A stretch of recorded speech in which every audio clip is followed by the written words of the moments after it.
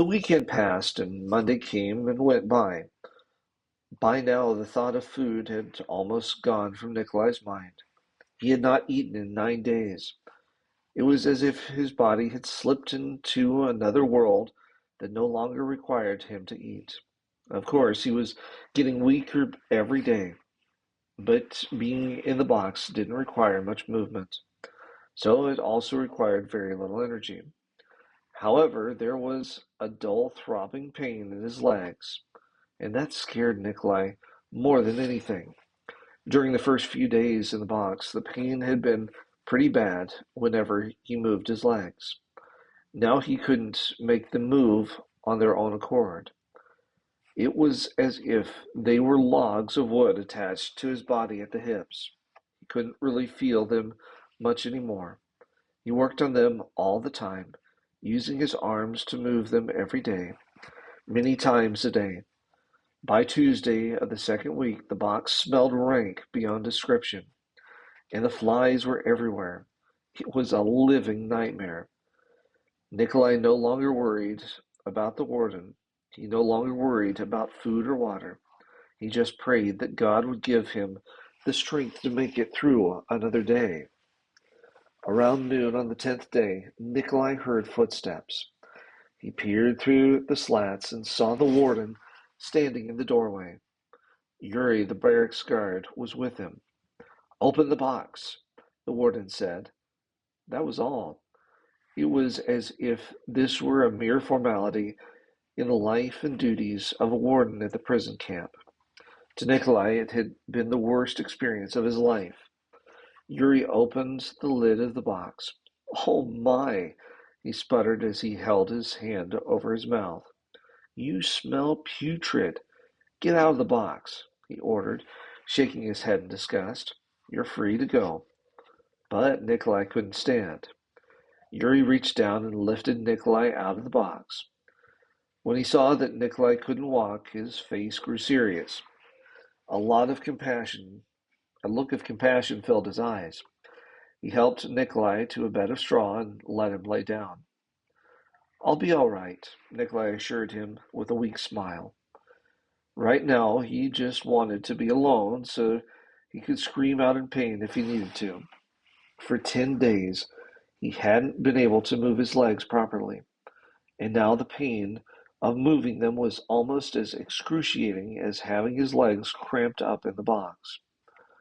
All the next all the rest of that day, Nikolai lay on the straw, trying to gain his strength and flex his legs so that he could walk on them. Yuri brought him a tin plate of borscht at the supper hour, and Nikolai managed to eat a few bites. He wasn't foolish enough to eat it all. After being deprived of food for so long, he knew his stomach would never be able to handle that much food. Before dusk, Oleg and Maxim came in from their long day of hauling water. Once again, Nikolai felt a sense of kingship with the ox and was glad for his company. As the night settled in, Nikolai didn't even try to go to the barracks, but stayed in the stables with Maxim instead. In fact, when the ox finally lay down in the straw, Nikolai crawled over to warm himself by the animal's big body. Nikolai then dropped into a sleep so deep that he never even noticed the mosquitoes swarming around him. Surprisingly, they didn't bother him much that night. Maybe it was the fact that he smelled so bad. The next morning, Nikolai felt much better. He could stand some and even walk a bit. The guard brought more food for him, a bowl of borscht, and some Russian black bread. Again, Nikolai was careful about the amount that he ate.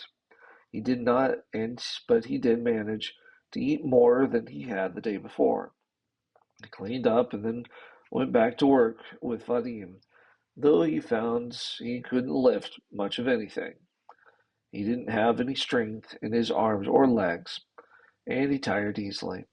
Not surprising. Vadim looked at Nikolai as if the preacher man were crazy. "You must have a death wish," he chided. "Whatever would possess you to put yourself through 10 days of torture in that box?"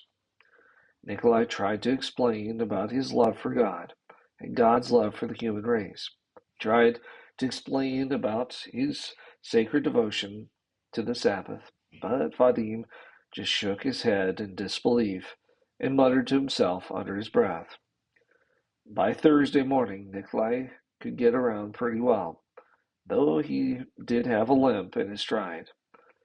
Friday arrived, and for the first time since he had been pulled from the box, Nikolai allowed himself to think about what the next morning might bring. To him, Sabbath was a very special day, whether he was in church or a lonely prison camp. However, Sabbath also meant that he was going to have to face the warden again. What would the high-ranking officer do this time? The first time Nikolai had been severely beaten by both Yuri and the warden. The second Sabbath, they had locked him up in a box for 10 days. On the third time around, would they finally give up, or would the persecution continue? Nikolai wondered how much worse things could get. He was sure that there would be another confrontation with the warden, and he dreaded it. But he also knew that he had to remain faithful to God no matter what. He couldn't give up now. The Sabbath was his special blessing from God. With all his heart, he wanted to honor the sacred day and the Creator God who had established it.